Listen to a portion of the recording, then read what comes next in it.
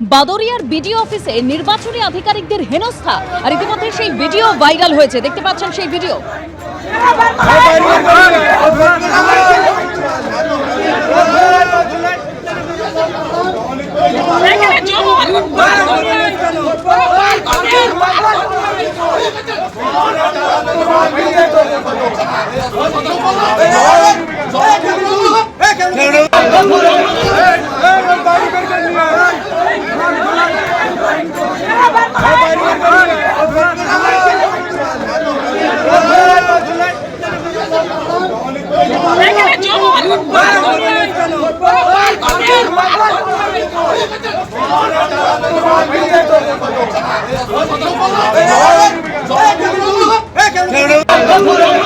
Baduria BDO অফিসে তাণ্ডব চালিয়েছে তৃণমূল শুভেন্দু অধিকারী। তিনি ছবি পোস্ট করে এই অভিযোগ করেছেন।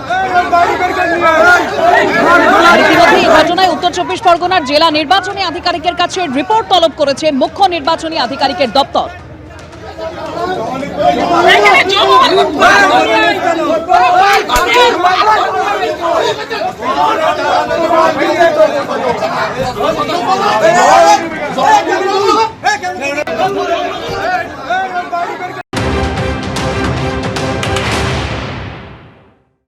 সাধারণ মানুষ তারা যদি এসআইআর এর পদ্ধতি নিয়ে বারংবার নোটিশ পাঠানো নিয়ে ক্ষিপ্ত হন, প্রতিবাদ করেন, তা তার সাথে সব বিষয় তৃণমূলকে জুড়ে দিতে হবে।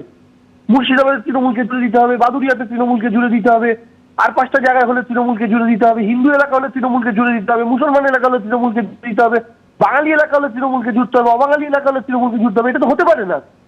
সাধারণ মানুষ বাংলার মাটিতে ক্ষিপ্ত, এটা তো শুভেন্দু অধিকারীরাও জানেন। এই যে একটা বিরক্ত, তার নিজের কাজকর্ম আছে, 4-5টা করে নোটিশ আসছে, তো তারপরে তারা যদি গিয়ে ক্ষিপ্ত হয়ে 4টা আর্গুমেন্ট হয়, সেটা দায় তৃণমূল কংগ্রেসকে নিতে হবে।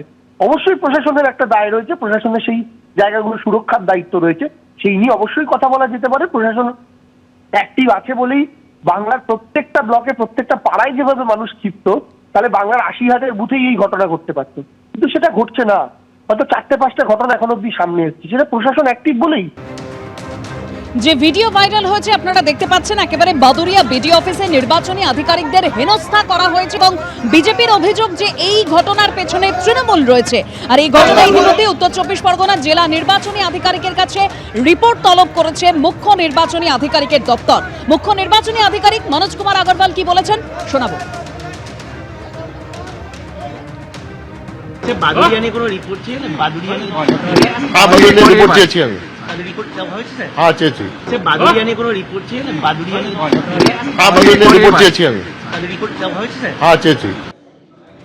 ঠিক যেরকম কিছুক্ষণ আগে আপনাদের বলছিলাম যে সিও দপ্তর সূত্রে যেরকম খবর রয়েছে যে সিও দপ্তর প্রস্তুত রয়েছে এ রাজ্যে এক দফায় নির্বাচন করানোর জন্য। জাতীয় নির্বাচন কমিশন জানতে চাইলে তারা এক দফা বলবে, এরকমই সিও দপ্তর সূত্রে খবর। তবে চূড়ান্ত সিদ্ধান্ত নির্ভর করছে জাতীয় নির্বাচন কমিশনের উপর। এক দফায় ভোট করাতে পর্যাপ্ত কেন্দ্রীয় বাহিনী নিয়ে সমস্যা হতে পারে, এরকমই কমিশন সূত্রে খবর পাওয়া যাচ্ছে। আর 2021 সালে যখন বিধানসভা নির্বাচন হয়েছিল, 8 দফায় ভোট হয়েছিল রাজ্যে, তখন মোতায়েন ছিল প্রায় 1000 কোম্পানি কেন্দ্রীয় বাহিনী।